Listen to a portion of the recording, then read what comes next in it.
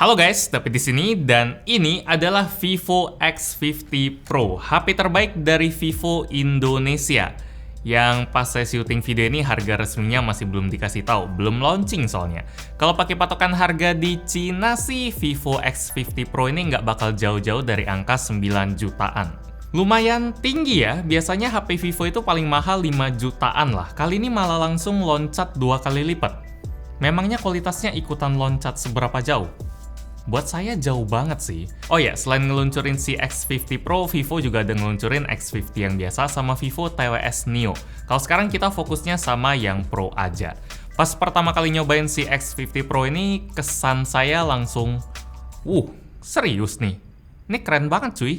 Bodinya itu loh, buat saya dapetin nilai 10/10. Bobotnya enteng, cuma 181,5 gram aja, dan bentuknya kerasa ramping di tangan. Saya juga suka sama warna Alpha Grey di HP ini, yang ngasih pantulan cahaya penuh kemewahan ala-ala kain sutra. Pas disentuh pun dia kerasa halus, tekstur matte-nya kerasa smooth banget, mulus. Sitik jari juga nggak mudah ngotorin bagian belakangnya. Dan satu lagi bagian yang bikin saya demen banget ngeliatin desain dari Vivo X50 Pro ini, modul kameranya bro. Bentuknya memang tetap kotak, ngikutin tren desain kamera HP tahun 2020, tapi susunannya ini kelihatan lebih niat dan lebih dipikirin dari HP yang udah-udah. Teknologi yang ditawarin kamera si X50 Pro ini juga lumayan menarik, sampai dijadiin Vivo sebagai jualan utamanya.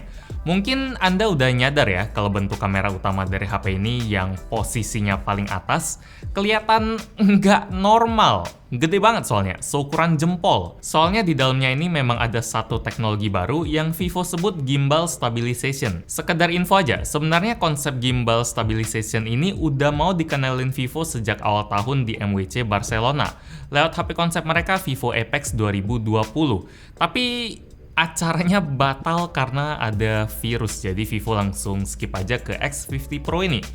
Memangnya teknologi gimbal stabilization itu sekeren apa sih? Jadi biasanya kalau kita pengen bikin kamera kita jadi stabil banget pas lagi rekam video, pas mau lari, pas mau naik sepeda, atau apapun yang banyak goyangnya, kita harus pakai gimbal eksternal kayak DJI Osmo Mobile kalau buat HP, atau DJI Ronin buat kamera SLR. Ya, mereknya juga bisa dari Zhiyun, Moza, bebas lah. Intinya gimbal itu buat stabilin gambar. Nah, sistem gimbal stabilization yang ada di Vivo X50 Pro ini juga mirip-mirip kayak gimbal eksternal tadi. Cuma bentuknya itu loh, jauh lebih kecil biar dia bisa ditanam di dalam kamera HP. Fungsinya lumayan mirip sama sistem OIS buat stabilin gambar. Tapi area stabilisasi dari gimbal stabilization diklaim Vivo 300% lebih luas daripada OIS biasa. Karena gimbalnya itu bisa muter sampai 3 derajat. Nah, hasilnya gimana? Ini saya ada tes di beberapa situasi ya, pas saya lagi jalan biasa, terus saya lari,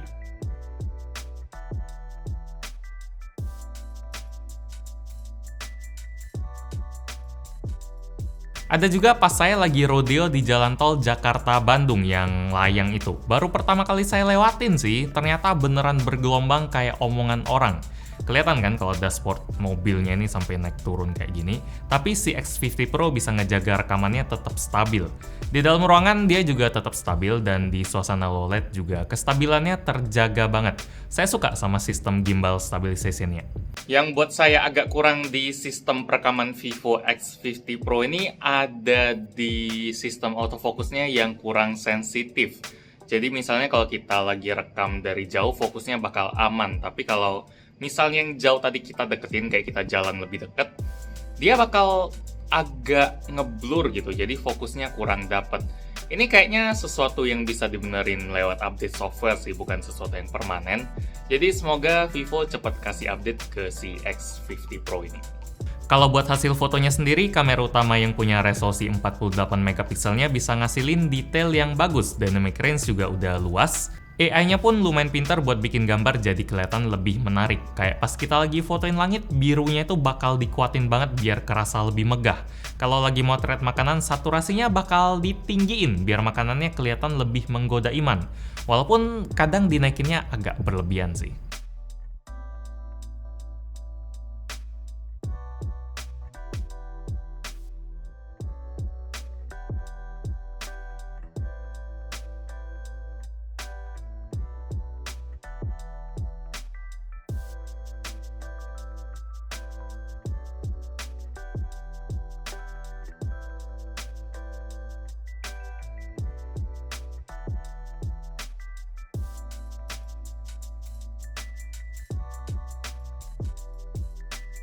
Kemampuan pas low LED-nya juga jelas ngasih tahu kalau Vivo X50 Pro ini juga kelasnya tinggi, bukan mid lagi. Soalnya suasana malam masih bisa ditangkap dengan bagus, kelihatan tajam, nggak blur, dan minim noise juga.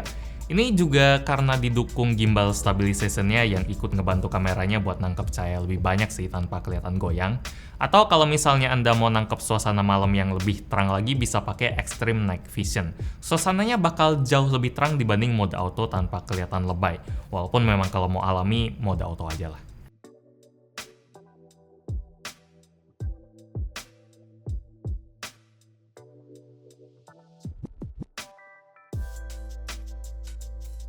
Yah, lega juga sih pas tahu kamera X50 Pro ini bagus. Kirain menang di desainnya doang yang keren. Worth it buat dibahas panjang-panjang. Sip lah, sekarang kita lanjut bahas bagian depan dari ini HP. Dari tadi kita bahasnya bagian belakang mulu. Di bagian depan, Vivo X50 Pro pakai i3 AMOLED display dengan resolusi Full HD+, dan luasnya 6,56 inci. Desain kamera depannya pakai sistem tompel punya ya, di pojok kiri atas, dengan ukuran yang lumayan minimalis sih, 3,96 mm doang. Refresh rate-nya udah 90 Hz, jadi gerakannya udah lebih smooth dari HP biasa. Warna yang dihasilin juga udah enak banget buat dilihat. Nggak banyak sih yang bisa diceritain dari layar HP ini, udah bagus banget, no complain lah. Kalau mesinnya nih, baru banyak yang bisa diceritain. Vivo X50 Pro pakai chipset Snapdragon 765G dengan dukungan RAM 8GB dan internal 256GB yang nggak bisa ditambahin kartu microSD. HP ini udah ngedukung jaringan dual SIM dan nggak punya headphone jack. Vivo X50 Pro juga jadi smartphone Vivo pertama yang punya fitur NFC yang namanya NFC Multifunction. Bukan sesuatu yang baru di dunia smartphone sih, tapi tetap jadi sesuatu yang penting lah. Dan sekedar tambahan info aja, walaupun biasanya NFC itu dipakai buat top up e-money, tapi sebenarnya NFC juga bisa dipakai buat ngerekam kartu akses yang kita punya, kayak akses kantor, apartemen, dan lain-lain. Mungkin dari Anda udah ada yang pernah pakai. Nah, kalau buat performanya sendiri, awalnya pas saya ngelihat skor benchmark dari HP ini yang dalam tanda kutip cuma dapetin skor 330.000 di Antutu 8, saya agak hela nafas. HP yang levelnya udah setinggi ini harusnya bisa lah dapat 400-500an ribu, ini kok 330.000 doang. Tapi pas saya coba pakai buat main PUBG M, settingan bawaan yang didapat langsung bisa smooth ekstrim, nggak pakai aplikasi tambahan. Kalau settingan yang paling kanan bisa dapat HDR Ultra, kurang satu level lagi biar bisa mentok HDR Extreme. Tapi bisa kayak gini pun udah sangat-sangat oke. Bikin skor benchmark tadi kayak nggak penting lah. Tujuan dapat benchmark tinggi itu kan biar nunjukin kalau performanya tinggi. Kalau misalnya benchmarknya standar aja tapi performanya bisa tinggi, kayaknya bodo amat sama hasil benchmarknya. Makanya hasil benchmark itu cuma salah satu faktor aja buat ngeliat gambaran performa sebuah HP, bukan satu-satunya. Pas ngenilai baterai juga nggak bisa nilai dari kapasitasnya doang. Walaupun kapasitas itu jadi faktor yang penting banget sih. Buat Vivo X50 Pro ini baterainya 4315 mAh dan saya bisa dapetin screen on time sekitar 6-7 jam kalau dipakai buat maps, browsing, sosmedan, dan sedikit game. Bisa banget buatan seharian buat Anda yang pakai HP-nya nggak gila-gilaan. Sebagai gambaran, saya pakai HP ini buat maps selama 2 jam 45 menit dari Jakarta ke Bandung. Baterainya ngurang 29%. Buat main Mobile Legends 20 menit pakai koneksi seluler, ngurangnya 6%. Buat kecepatan ngecasnya sendiri ngebut banget kalau diisi setengah jam dari 0% pakai charger bawaan 33 wattnya. Baterainya bisa keisi 55%-an. Kalau mau penuh butuh waktu sekitar 1 jam.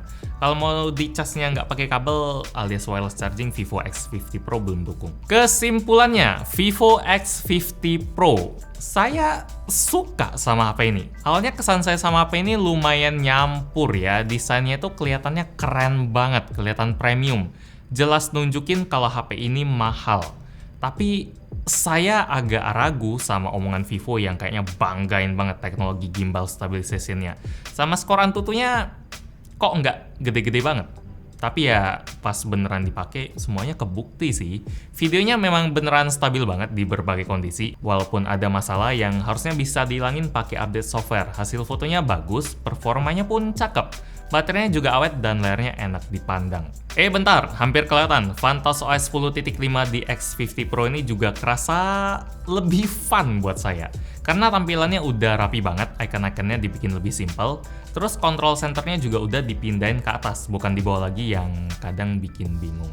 Vivo X50 Pro ini HP yang matang banget, recommended. Kalau Vivo udah bawa HP level atas mereka, serem juga sih. Demikian review gadget ini buat Vivo X50 Pro.